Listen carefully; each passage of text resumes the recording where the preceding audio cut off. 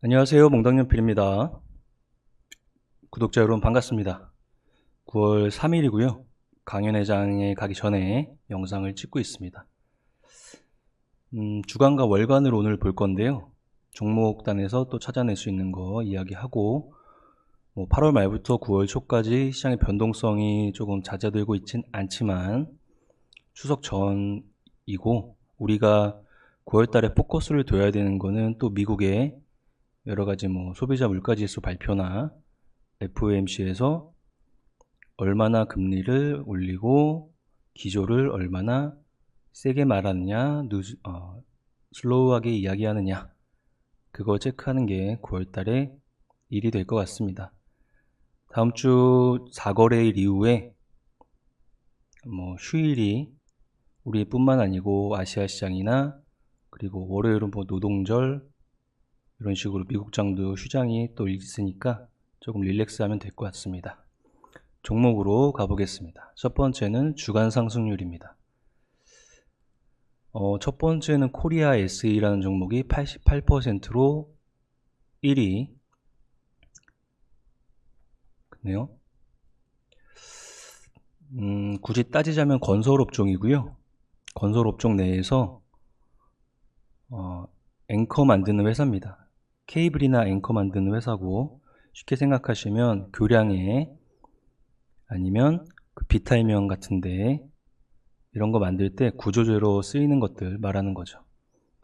케이블, 앵커, 여기 보면 내진이라는 이야기가 있죠. 그래서 지진 관련주나 아니면 태풍 장마 왔을 때 재해복구주 이런 이미지를 띄고 있는 종목입니다.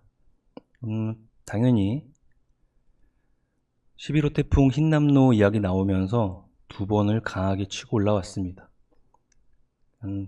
테마단의 영향으로 보면 될 것 같습니다. 뉴보텍이나 상하수도관을 사업하는 뉴보텍,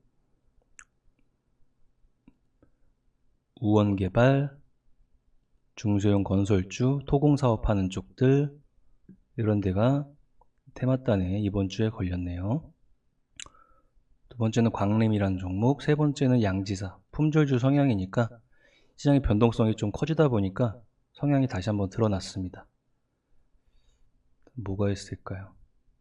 선익시스템 10월 달에 메타에서 XR 기기 출시가 있습니다. 하드웨어에 대한 소리가 나오고 있는 거고요. 그리고 내년에는 애플의 XR 기기 소식이 나오다 보니까 메타버스 관련 이미지나 아니면 메타버스 관련 기기에 들어가는 부품의 영향 아니면 그쪽 장비의 영향에 받는 것들이 개별적으로 조금 움직임이 나왔습니다.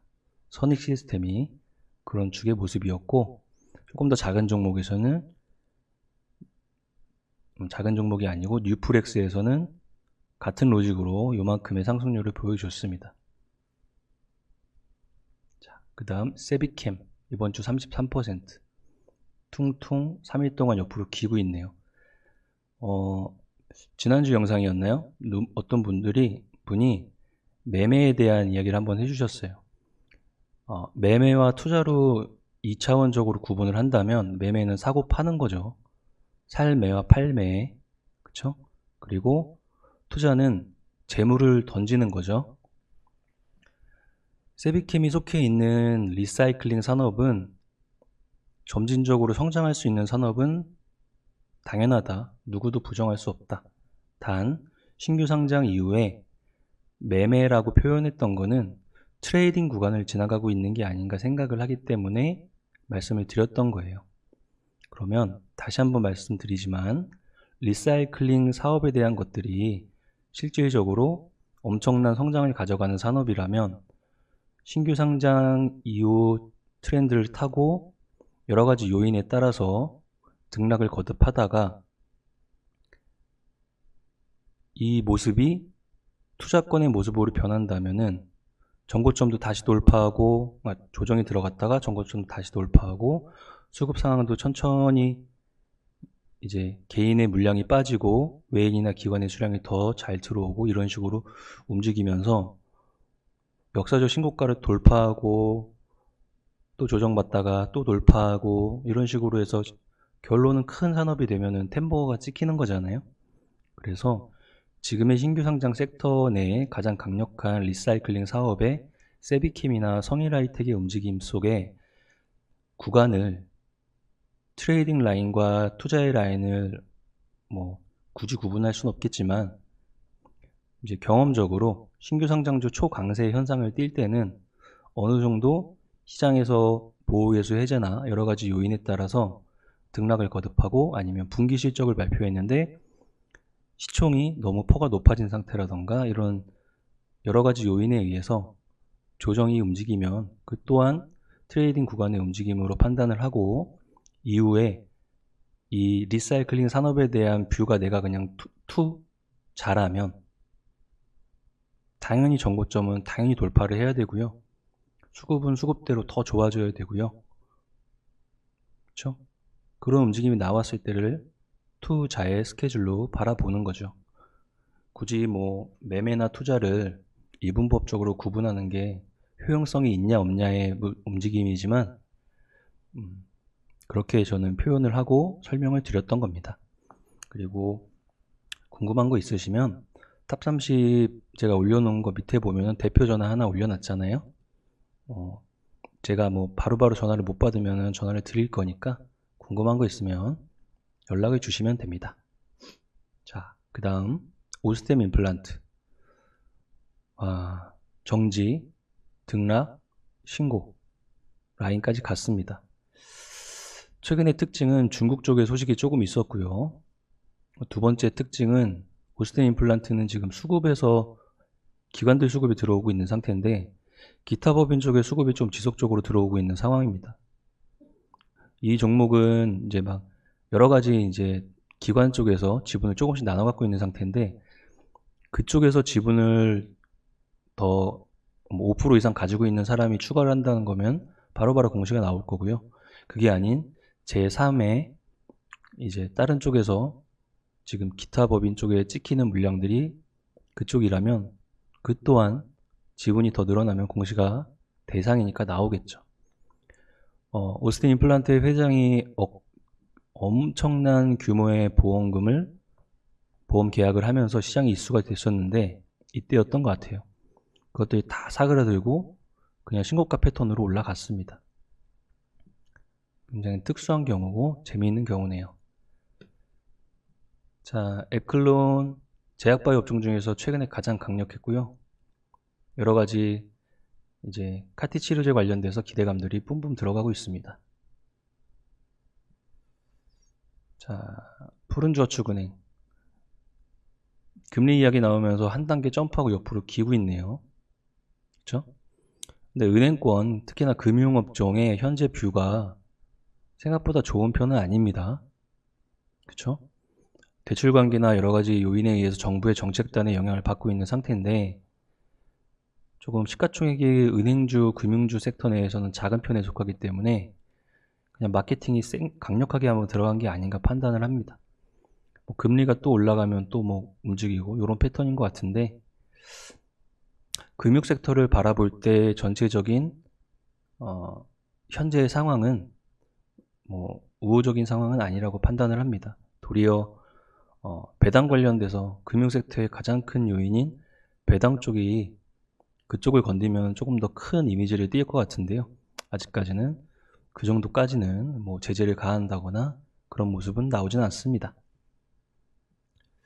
한미글로벌 네옴시티 관련 엔지니어링 사업자, 한미글로벌 유신, 도화엔지니어링, 히림, 그렇죠? 항상 움직이면 건설업종에서 선제적인 움직임을 가져가는 쪽이죠.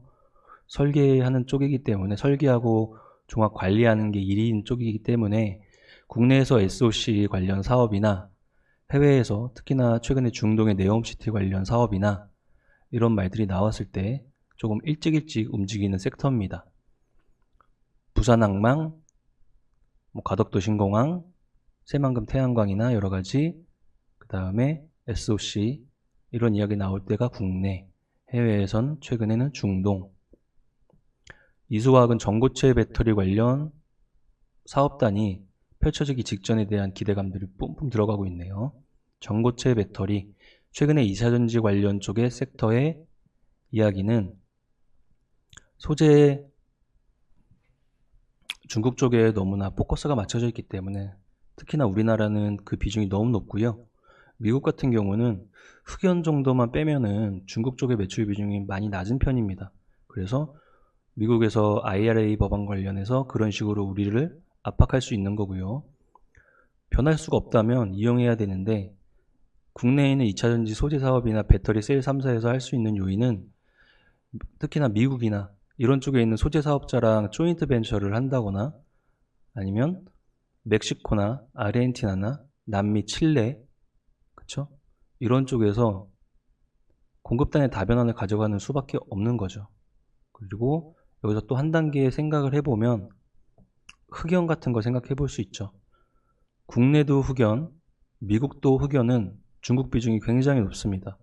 천연 흑연의 비중이 굉장히 높은데 두 가지 단계 정도로 이게 발전을 할 수가 있죠. 하나는 인조 흑연 관련, 포스코 케미칼 쪽에 실리콘 쪽 사업을 생각해 보시면 될 것 같습니다. 두 번째는 흑연을 한 단계 더 업그레이드해서 올라가야 되는 실리콘 음극재, 이에 더한 첨가제 라인까지 2차전지 라인에서는 최근에 그쪽의 움직임들이 상대적으로 조금 더 강한 편을 보여줬죠. 덕산 테코피아도 뭐 이런 겁니다. 2차전지 전액 첨가제 공장을 증설을 지금 들어가고 있고요. 자회사에서는 전액 공장을 이쪽 사업을 하고 있습니다. 그리고 미국이나 이런 쪽에서 확대를 하려고 하고 있는 중이죠. 처음에 우리가 덕산 테코피아를 이야기했을 때 공시를 하나하나 보면서 어느 단계에서 누가 투자를 했고 어느 단계에서 타임폴리오가 얼마를 들였고 리픽싱이 어디까지 들어갈 수 있고 인위적으로 늘린다면 어느 단계까지 자금이 리픽싱이 확정되고 그 단계가 지금 수순대로 움직이다가 여기 보이면 3일 동안 이때부터 뉴스가 나왔어요. 2차전지 사업에 대한 기대감들 뉴스가 나오면서 강력한 양선을 뽑아내고 121선 위에 안착하는 패턴을 보여주고 있습니다. 그러면 리픽싱은 9월 중순쯤 들어갔는데요. 최대치는 25,000원으로 우리가 계산을 했었죠.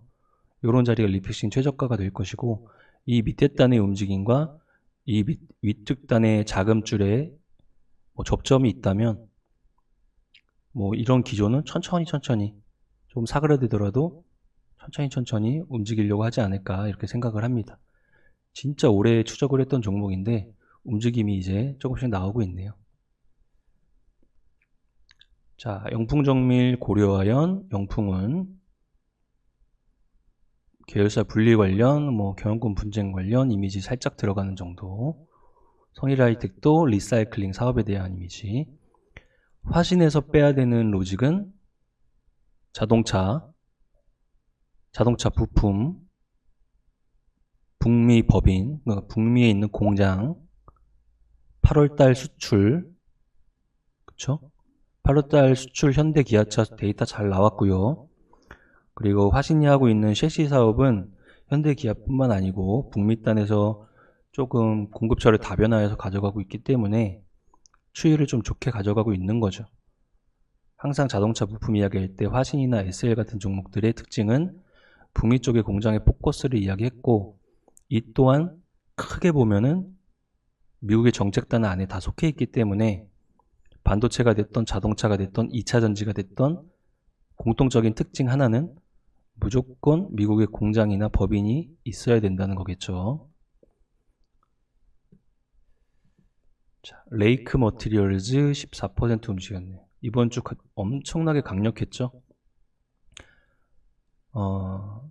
포커스는 요거였습니다. 솔라 소재. 태양광 라인 또한 신재생 에너지 사업자 중에서 가장 강력한 모습을 보여주고 있고 속도감이 제일 빠른데요. 레이크 머티리얼즈의 그쪽 관련, 태양광 관련 소재 사업단의 실적단의 이 성장 속도가 시장에서 노출이 되면서 강력하게 끌어당겨졌습니다. 그러니까 하나솔루션이나 레이크 머티리얼즈 같은 종목을 전체적인 신재생 에너지 기조 속에 커지는 산업이라고 판단을 딱 하면 될 것 같습니다. 그러면 주가는 32가 제약바이오주가 5개, 재해복구, 신재생, 리사이클링 이런 개별주의 날이었습니다. 그렇죠? 재해, 시장 상황, 미래 XR 기기 출시 전, 네옴시티, 배터리의 미래 사업 전고체, 반도체 디스플레이 소재 사업에서 2차 전지 소재 사업으로 확대, 계열 분리, 미래 사업, 그 다음에 반도체가 됐던 자동차가 됐던 2차 전지가 됐던 포커스 이 정도로 정리가 될 것 같습니다. 월간 빠르게 한번 볼까요?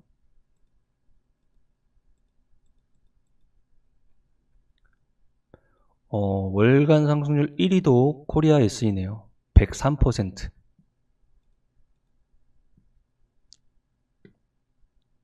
자, 설정이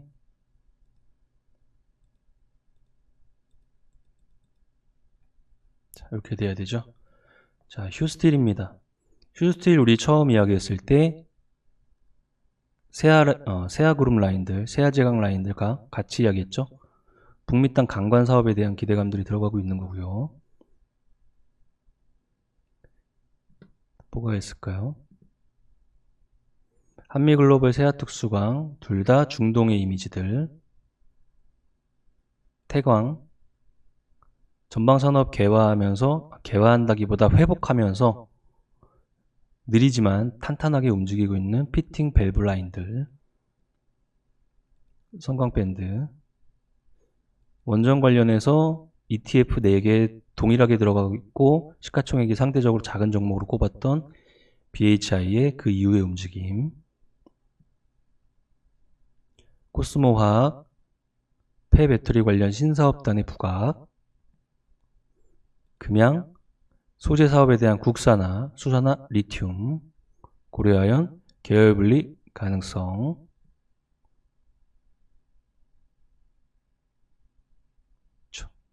이런 느낌이었습니다. 전체적으로 109%. 크게 보면은 시장의 에너지는 미래사업 하나, 제바, 모멘텀, 그 다음에 구경제 사업들. 최근까지도 좀 섞여 있는 상태예요. 근데 미래사업이라고 할 수 있는 것 중에서 시장에서 부각받는 거는 반도체는 업황의 사이클을 탔기 때문에 현재 부각을 받고 있는 환경은 아니고요. 폐배터리 리사이클링, 소재 국산화, 2차 전지 이 라인이 될 것이고, 모멘텀 라인들은 당연히 네옴시티가 좀 강력하게 좀 움직였고, 또 다른 뭐 재해 관련주 정도 생각을 해볼 수 있겠죠. 그리고 피팅 밸브나 이런 가스나 이런 쪽에 속해 있는 쪽들이 최근에 조금 작아지고 있죠. 제가 걱정됐던 요인들이 일단은 발생을 하면서 퉁퉁퉁 3일 동안 빠졌습니다. 근데 걱정을 했지만 이게 저런 거거든요. 국제 가스 가격을 올리는 가장 큰 요인들이 에너지를 축적하는 힘이었고, 그 일을 하던 애들은 유럽권이었고, 대표적으로 독일을 추적하고 있었다면 독일의 가스 재고가 차고 있다는 걸 느끼고 있고, 걔네들이 차고 있다면 속도감이 주니까 수요단에서 가격을 위로 올리던 힘들이 약해지면은 에너지 가격이 어느 정도 또 빠질 수 있는 요인이 있었는데 그것들이 시장에 노출되면서 하락을 일정 부분 가져갔습니다. 다음 수순은 재고를 통해서 쌓아놨지만 이제 겨울 동절기 관련돼서 러시아 쪽에서는 압박을 지속하거나 더 강화할 수 있죠. 그에 따라서 재고가 좀 빠른 식으로 소진이 된다든지 그렇게 되면 뷰가 또 거꾸로 되는 경우가 생길 수 있겠죠. 그래서 조금 선제적인 이미지가, 그리고 시장이 항상 한쪽을 이야기할 때 반대쪽에서 에너지가 반대쪽의 힘이 작아지는지 커지는지 같은 것도 동일하게 추적을 하다 보면은 이런 이미지를 조금 회피할 수 있지 않을까 생각을 합니다. 현재는 국영제 산업이 조금 찌글거리고 있지만 그 또한 뭐 추세가 완전히 무너졌다고 말할 수 있는 단계는 아니기 때문에, 그리고 신경제 산업 쪽에 대표적인 2차 전지나 소재나 그 다음에 엊그저께부터 퉁퉁거렸던 5G 같은 애들, 이런 쪽으로 조금 압축을 해놓고 국영제 쪽도 반등파가 어느 요인에 따라서 나오는지 추적해보면 될 것 같습니다. 뭐 지수단의 움직임은 뭐 조금 둔탁하지만 변동성이 제일 중요한 것 같아요. 현재는 뭐 환율이나 여러 가지 요인에 의해서 변동성이 좀 커지고 있는 단계라서 이것들이 좀 잦아들려면 다음 주에 만긴 날 잘 지나가고, 그 다음에 연휴 잘 지나가고, 그 다음에 미국의 CPI 나오면서 인플레이션에 관련된, 물가에 관련된 노이즈가 조금 희석이 되고, 그리고 미리 매를 맞았다고 생각한다면 9월달 FOMC에서 뭐 기준은 유지하되 약간의 유연함을 발휘를 해준다면 시장은 또 조금 더 안정화되지 않을까 생각합니다. 주간과 월간을 같이 봤고요. 조금 있으면 대표님 강연회를 가기 때문에 강연회에서 이제 뵐 분들은 뵙고, 그 다음에 다음 주 4거래일도 조금 여유롭게 생각하면서 시장을 바라봐야 될 것 같습니다. 자, 저희들 온라인에서 공부하시는 거 아시죠? 저희 밸런스 투자 아카데미라는 온라인 사이트가 있고요. 주식 관련 공부를 하실 분들은 그쪽으로 오셔서 노크를 해주시면 되고, 뭐 전화를 해주시면 되고요. 그리고 저희 카페도 조금 더 활성화를 위해서 자주 찾아주시길 바랍니다. 다음에 또 오늘까지도 카메라를 못 고쳤어요. 다음에는 카메라를 꼭 고쳐보겠습니다. 자, 주간과 월간 방송이었고요. 주말 푹 쉬시고 추석 전 그리고 태풍 같은 거 잘 관리하시고 건강하게 다시 뵙겠습니다. 오늘도 수고하셨습니다.